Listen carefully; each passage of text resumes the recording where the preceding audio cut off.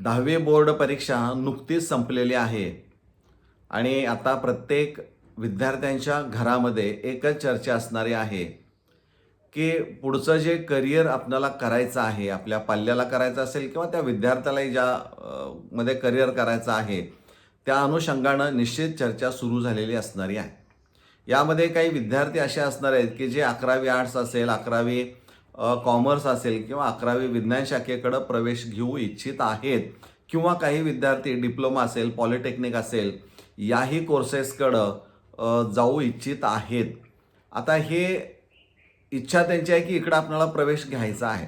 परंतु प्रवेश घेण्यापूर्वी किंवा प्रवेश घ्यायचा असेल तर तुमच्याकडं सगळ्यात महत्त्वाचं काय असणं गरजेचं आहे, तर तुमच्याकडं आवश्यक डॉक्युमेंट्स असणं गरजेचं आहे, कागदपत्र.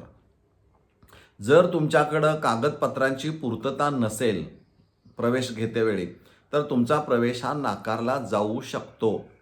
त्यामुळं विद्यार्थी आणि पालक यांनी जागृत राहून आपल्याकडं कोणते डॉक्युमेंट्स आहेत, कोणती नाहीत, याची यादी तयार करून जी आवश्यक असणारे डॉक्युमेंट्स ती उपलब्ध करण्याच्या दृष्टिकोनातून प्रयत्न केला पाहिजे. कारण गेल्या वर्षापासून इयत्ता 11वीसाठी सेंट्रलाइज ऑनलाईन ॲडमिशन प्रोसेस सुरू झालेली आहे. त्यामुळं यावर्षी ती त्याच पद्धतीनं ऑनलाईन पद्धत असल्यामुळं तुम्हाला ते डॉक्युमेंट्स अपलोड करावे लागतात. त्यामुळं तुमच्याकडं ते डॉक्युमेंट्स असणं खूप गरजेचं आहे. एक डॉक्युमेंट नसेल तर तुमचा प्रवेश हा रद्द केला जाऊ शकतो. म्हणजे हे आपण लक्षात ठेवणं गरजेचं आहे. त्यामुळं आज आपण या व्हिडिओमध्ये जे काही डॉक्युमेंट्स लागणारे असणारे आहेत त्या अनुषंगानं चर्चा करणार आहोत. यामध्ये सगळ्यात महत्त्वाचं आहे की आपण जे विद्यार्थी प्रवेश घेऊ इच्छित आहे त्यांचे 2 वर्ग पडू शकतात, 2 कॅटेगरी साधारणपणे. एक असणारी आहे की जे आरक्षणाचा लाभ न घेता प्रवेश घेऊ इच्छित आहेत. यांच्यासाठी मात्र जी लागणारी कागदपत्र असणार आहे, डॉक्युमेंट्स असणार आहेत, ती खूप कमी असणार आहेत. फारशी डॉक्युमेंट्स त्यांना लागत नाहीत, 2-3च आहेत. पण जे विद्यार्थी आरक्षणाच्या माध्यमातून प्रवेश घेऊ इच्छित आहेत, अशा विद्यार्थ्यांना मात्र ज्या आरक्षणाच्या माध्यमातून तुम्ही दावा करताय की मला इथं प्रवेश मिळाला पाहिजे, ते डॉक्युमेंट, ते कागदपत्र तुमच्याकडं सक्षम अधिकाऱ्यानं सही केलेलं असणं आवश्यक असणार आहे. जर ते तुमच्याकडं प्रवेश घेताना नसेल तर मात्र अडचण येऊ शकते. अडचण म्हणजे प्रवेश रद्द होऊ शकतो. इथंपर्यंत हे प्रवेश देणाऱ्या समितीला अधिकार आहेत. कारण ती पूर्तताच आपली होत नसेल आणि जर समजा तुम्हाला कॉलेज मिळालेलं आहे, प्रवेश घ्यायला गेला आणि तुमच्याकडे डॉक्युमेंट्सच नाही आहे, एक तर ते प्रवेश रद्द करू शकतील किंवा दुसरा पर्याय सांगू शकतील की तुम्हाला खुल्या जागेवर तुम्हाला प्रवेश घेता येईल. म्हणजे याही पद्धतीनं प्रवेश मिळवता येऊ शकतो. परंतु आरक्षणाचा लाभ तुम्ही घेणार असाल तर ते डॉक्युमेंट तुमच्याकडं असणं खूप गरजेचं असणार आहे. म्हणजे इथं इथं आरक्षण जे आहे ते वेगळ्या पद्धतीचे आहेत. एक घटनात्मक आहे म्हणजे कॉन्स्टिट्यूशनल रिझर्वेशन आहे आणि दुसरं जे असणार आहे ते विशेष किंवा पॅरलल किंवा स्पेशल आपण म्हणूया, समांतर आरक्षण असणारं आहे किंवा विशेष आरक्षण असणार आहे. ती कोणती आहेत, ती त्याची टक्केवारी नेमकी काय असणारी आहे आणि मग आपण ज्या महाविद्यालयामध्ये दावा करतोय किंवा या कॉलेजमध्ये आपल्याला प्रवेश मिळाला पाहिजे, तिथं या टक्केवारीवर आपल्याला प्रवेश मिळू शकेल का, त्या दृष्टिकोनातूनही तुम्हाला अर्ज करताना हा विचार करावा लागणारा आहे. त्यामुळं आज आपण या व्हिडिओमध्ये फक्त आणि फक्त जी काही कागदपत्र लागणारी आहेत त्या कागदपत्रांच्या आधारे ती यादीच तुम्हाला ती डिस्प्ले केली जाणार आहे, दाखवली जाणारी आहे. तर त्या यादीकडं बघून आपण ती डॉक्युमेंट्स लवकरात लवकर उपलब्ध करून ठेवणं आणि एकदा उपलब्ध झाल्यानंतर ती स्कॅन करून तुमचा जो काही ईमेल आय डी असणारे आहे किंवा जे ड्राईव्ह असणार आहे त्यावर ते सेव्ह करून ठेवा की जेणेकरून केव्हाही कुठेही तुम्हाला ते डॉक्युमेंट उपलब्ध करून घेता येऊ शकतं. त्यामुळं फारसा वेळ न घालता नेमके कोणते डॉक्युमेंट्स असणार आहेत, कोणते सक्षम अधिकारी आहेत, कुठल्या कॅटेगरीला आपल्याला ते या कॅटेगरीतून दावा करतोय तर हे असणं गरजेचं आहे. ह्या सगळ्या गोष्टींची चर्चा आज आपण या व्हिडिओमध्ये करणार आहोत. नमस्कार, मी प्राध्यापक मिलिंद गायकवाड. यश अकॅडमीमध्ये आपलं मनपूर्वक स्वागत. आपण आता सुरू करूया. तुम्हाला सांगितल्याप्रमाणे जे रिक्वायर्ड डॉक्युमेंट्स असणारी आहेत त्यांची चेकलिस्ट इथं असणार आहे, ती तुम्ही तपासून घ्यायची आहे, ती मी चर्चा करणार आहे.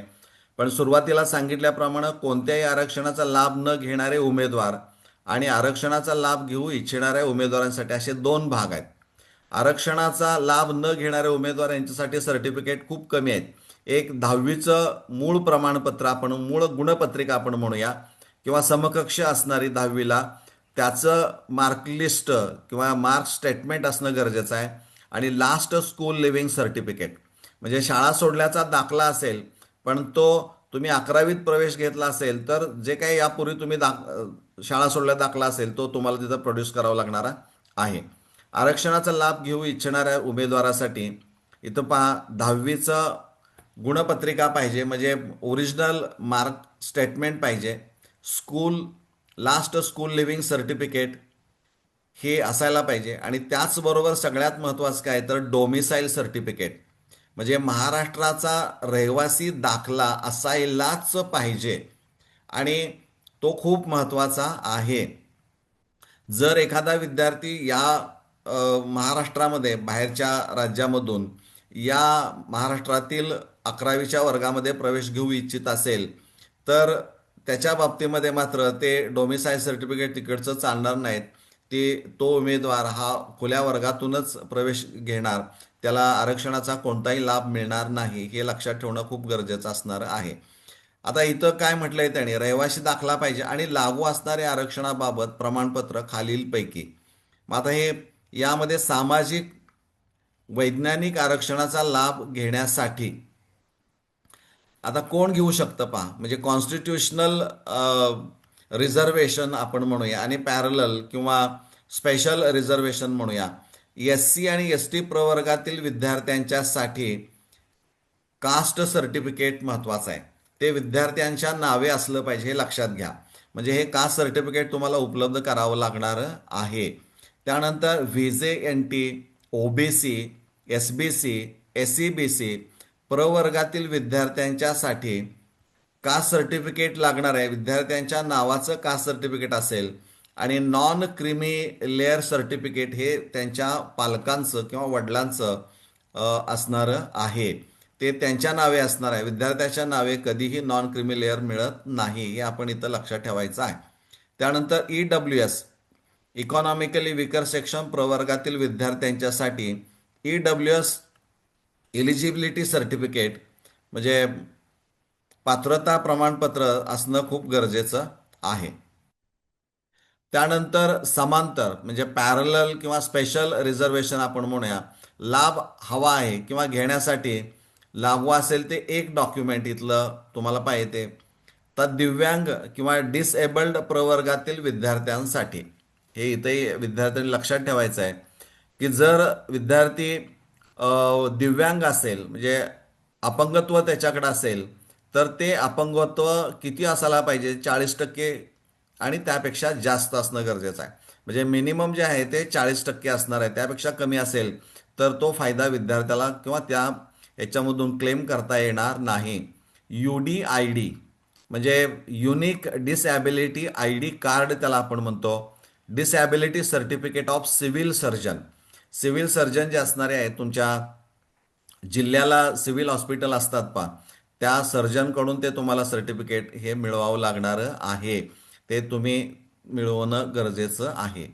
त्यानंतर प्रोजेक्ट अफेक्टेड किंवा अर्थक्वेक अफेक्टेड म्हणजे आरक्षणाचा लाभ घेऊ इच्छित आहेत, पण ते कोण आहेत तर प्रकल्पग्रस्त आपण म्हणूया किंवा भूकंपग्रस्त अशा एरियामधून जर काही विद्यार्थी येत असतील तर त्यांनी कलेक्टरच्या सहीचं सर्टिफिकेट म्हणजे कलेक्टर ऑफिसमधून ते सर्टिफिकेट तुम्हाला मिळवावं लागणार. त्यासाठी विशेष पद्धतीनं अर्ज तो करावा लागणारा आहे.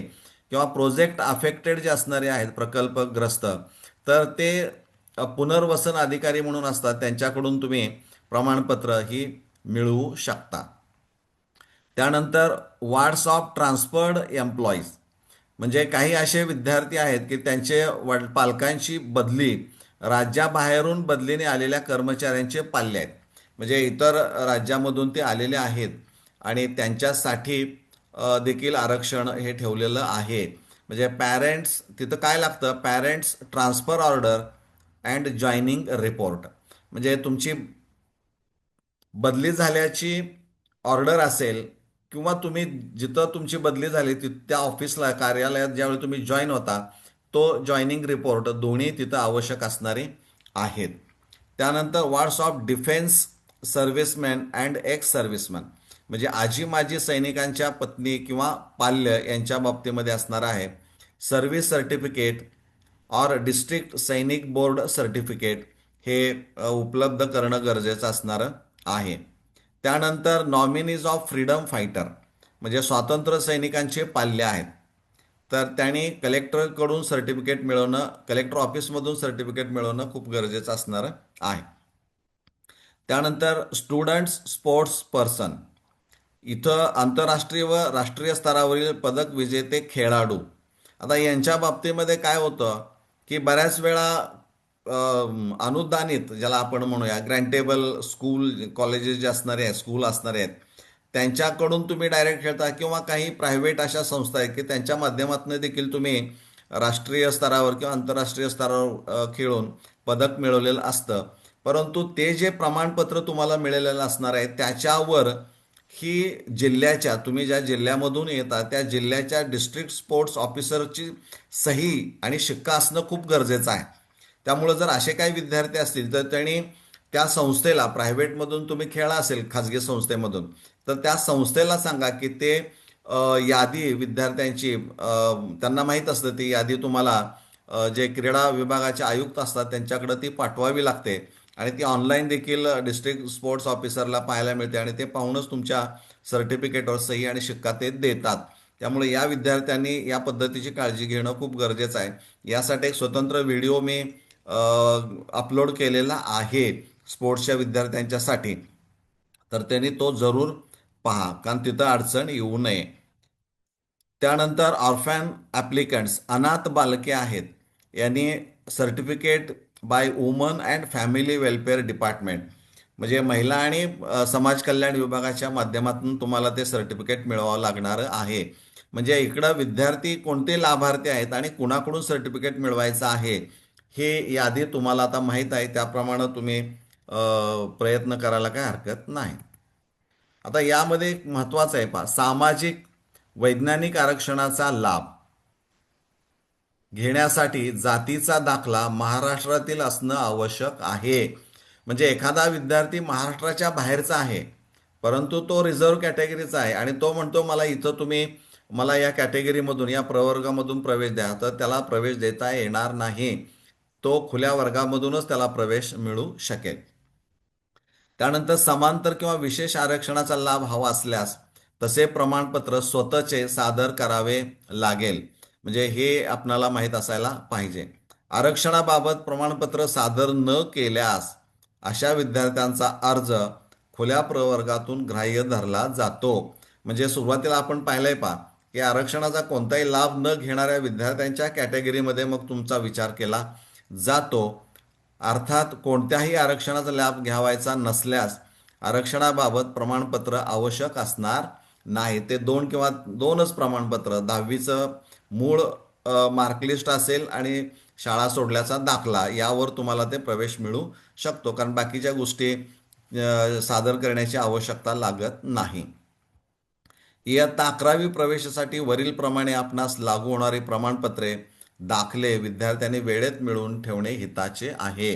त्यामुळे सुरुवातीला तुम्हाला सांगितलंय की आपण विद्यार्थी आणि पालक जागृत राहून या गोष्टींचा विचार केला पाहिजे यादी तयार केली पाहिजे आणि जितक्या लवकर तुम्ही ते सर्टिफिकेट उपलब्ध करून ठेवाल तितक्या लवकर ठेवा कारण यावर्षी 10वीचा निकाल गेल्या वर्षापेक्षा लवकर लागण्याची शक्यता जास्त आहे आणि त्या दृष्टिकोनातून 11वी प्रवेश प्रक्रिया सुद्धा लवकर सुरू होण्याची शक्यता नाकारता येत नाही. कारण एकदा प्रक्रिया सुरू झाली की धांदल उडते आणि मग अडचण येऊ शकते. म्हणून ह्या गोष्टी आपल्याला अगोदरच जर माहीत असतील तर काही कुठेही प्रवेश घेताना किंवा त्या प्रवेश प्रक्रियेमध्ये भाग घेताना अडचण येणार नाही. मला वाटतं ही गोष्ट तुम्हाला निश्चित समजलेली असणार आहे. हा व्हिडिओ आवडला असेल तर लाईक करा शेअर करा आणि नोटिफिकेशन आयकॉन बेल प्रेस करायला विसरू नका. चॅनल सबस्क्राईब केलं नसेल तर ते सबस्क्राईब करा. धन्यवाद.